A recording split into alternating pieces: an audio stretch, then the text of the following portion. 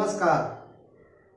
हम लोगों ने पिछले अध्याय में यह जाना कि कौन कौन से भाव को शुभ तथा अशुभ की संज्ञा प्राप्त है। आज अध्याय संख्या 31 में हम चर्चा करेंगे मारक भाव। आज हम इस विषय पर चर्चा करेंगे कि दूसरे और सातवें भाव को मारक की संज्ञा क्यों दी गई है, इन्हें मारक भाव क्यों कहते हैं।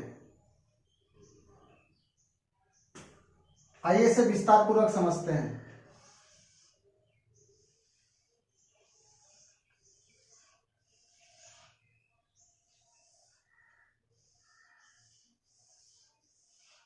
हम लोगों ने पिछले अध्याय में जाना था कि इसे लग्न कहते हैं, इसे पहला भाव, इसे दूसरा भाव, इसे तीसरा भाव, इसे चौथा भाव, इसे पांचवा भाव, इसे छठा भाव, सातवां भाव, आठवां भाव, नौवां भाव, 10वां भाव, 11वां भाव तथा इसे 12 भाव कहते हैं। 1, 4, 7, 10 भाव को केंद्र की संज्ञा प्राप्त थी। 1, 5, 9 को त्रिकोण की संज्ञा प्राप्त थी। 3, 6, 11 को अशुभ की संज्ञा प्राप्त थी। 6, 8 तथा 12 को दुख स्थान की संज्ञा प्राप्त थी। दूसरा तथा सातवां को मारक भाव की संज्ञा प्राप्त थी। 2, 5, 8 और 11 भाव को अणफड़ की संज्ञा प्राप्त थी। 3, 6, 9 तथा 12 भाव को अपोक्लिम की संज्ञा प्राप्त थी। आज हम लोग ये जानेंगे कि दूसरे भाव और सातवें भाव को मारक की संज्ञा क्यों प्राप्त है। हम लोगों ने यह पहले जान चुके हैं कि पहला भाव को तन की संज्ञा प्राप्त है, 12वां भाव को व्यय की संज्ञा प्राप्त है तथा 8वां भाव को आयु की संज्ञा प्राप्त है। सातवें को मारक भाव क्यों कहा जाता है। आइए इस चीज को समझने के लिए हम इस विषय पे चर्चा करेंगे कि किसी भी भाव से 12वां भाव जो होता है वह उस भाव के विषय में हानि या व्यय को बताता है। आइए इसे उदाहरण से समझते हैं। जैसे 12वां भाव व्यय का भाव कहलाता है और पहला भाव तन का भाव कहलाता है। तो पहला भाव से यह 12वां स्थान है, तो यह जो 12वां भाव होता है यह तन के व्यय के विषय में बताता है, अर्थात पहला भाव से हानि के विषय में 12वां भाव बताता है। आइए दूसरा उदाहरण से समझते हैं। चौथा भाव को हम लोग सुख का भाव से नाम से जानते हैं। सुख भाव से 12वां भाव हम लोग गिनेंगे। 1, 2, 3, 4, 5, 6, 7, 8, 9, 10, 11, 12 अर्थात तीसरा भाव। तीसरा भाव सुख भाव से 12वां भाव है, अर्थात यह सुख की हानि तथा व्यय के विषय में बताता है। इसी प्रकार इस नियम को लागू करते हुए 8वां स्थान से हम लोग आयु की चर्चा करते हैं। 8वां स्थान से हम लोग आयु की चर्चा करते हुए 8वां से 12वां स्थान को हम लोग देखते हैं। 1, 2, 3, 4, 5, 6, 7, 8, 9, 10, 11, 12 अर्थात 12वां स्थान 7th भाव आता है, 7वां भाव आता है।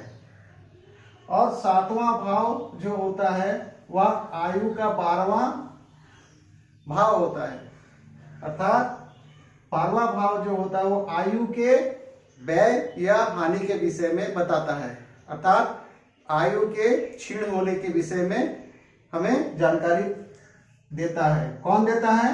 सातवां भाव। इस कारण से सातवां भाव को मारक की संज्ञा प्राप्त है। आइए अब समझते हैं कि दूसरे भाव को मारक की संज्ञा क्यों प्राप्त है। हम लोग पराश्रय सिद्धांत को पढ़ रहे हैं। पराश्रय सिद्धांत में एक सिद्धांत होता है भावक भावम। भावक भावम, इसे साधारण शब्द में हम ऐसा समझ सकते हैं, भावक भावम का अर्थ होता है भाव से भाव तक। अर्थात जैसे पहला भाव से चौथा भाव, 1 2 3 4, पहला भाव से चौथा भाव सुख का भाव कहलाता है।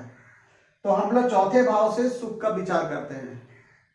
यदि हमें सुख भाव का विचार और विस्तार पूर्वक करना हो तो हम भावक भावों का नियम को लागू कर सकते हैं। अर्थात सुख भाव से फिर 4 घर आगे चलेंगे, 1 2 3 4, अर्थात सातवां भाव। ये सातवां भाव जो है यह चौथा भाव से चौथा भाव होता है। अर्थात इस भाव से भी हम सुख का विचार कर सकते हैं। यदि सुख का विस्तार पूर्वक विचार करना हो तो हम चौथे भाव से तो करेंगे ही करेंगे, मूल है। साथ में चौथे भाव से चौथा भाव आगे बढ़ेंगे तो सातवां भाव से भी हम सुख का विचार विस्तार पूर्वक कर सकते हैं।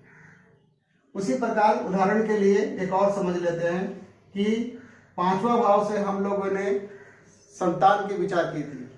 यदि संतान का विचार करना हो तो हम लोग पांचवा भाव से विचार करेंगे, उसके विषय में जानेंगे। यदि विस्तार पूर्वक जानना हो संतान के विषय में तो इस भाव संतान भाव से पांचवा भाव 1 2 3 4 5 अर्थात नवम भाव से भी हम लोग संतान की विचार कर सकते हैं। इसी प्रकार भावक भावम का रूल यहां हम लोग लगाकर समझ सकते हैं। आइए अब समझते हैं कि दूसरे स्थान को मारक स्थान क्यों कहते हैं। आठवें स्थान को हम लोग आयु के स्थान कहते हैं। अब आठवां से आठवां कौन सा भाव आता है उसे जानते हैं। 1 2 3 4 5 6 7 8 अर्थात तीसरा भाव से भी हम लोग क्या जान सकते हैं? आयु के विषय में। भावक भावन के नियम के अनुसार आठवां स्थान आयु का होता है और तीसरा स्थान भी हम लोग आयु का विचार कर सकते हैं। क्योंकि तीसरा स्थान से भी हम आयु का विचार कर सकते हैं तो यह तीसरा स्थान से 12वां स्थान कौन सा होगा? 1 2 3 4 5 6 7 8 9 10 11 12। तीसरा स्थान से 12वां स्थान अर्थात दूसरा स्थान जो है वो तीसरा स्थान से 12वां स्थान है। और किसी भी भाव से 12वां स्थान उस भाव की हानि को बताता है। अर्थात तीसरा स्थान से आयु के विचार करते हैं हम लोग और तीसरा स्थान से ये दूसरा स्थान 12वां भाव होता है, जिसके कारण ये आयु के हानि के विषय में बताएगा। तो यह भाव जो है वह आयु के हानि के विषय में बताता है, जिसके कारण दूसरे भाव को हम लोग मारक भाव कहते हैं।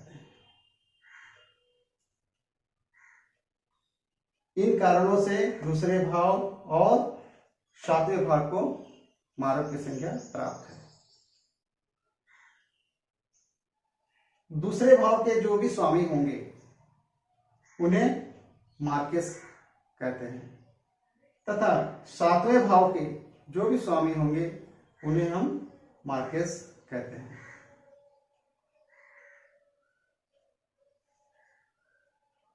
आज इतना ही रखते हैं। उम्मीद करता हूं कि यह ज्योतिष का ज्ञान आपको पसंद आया होगा।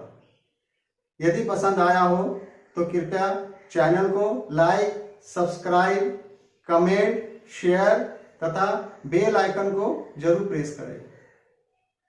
इस वीडियो को अंत तक देखने के लिए आप सभी का धन्यवाद। नमस्कार।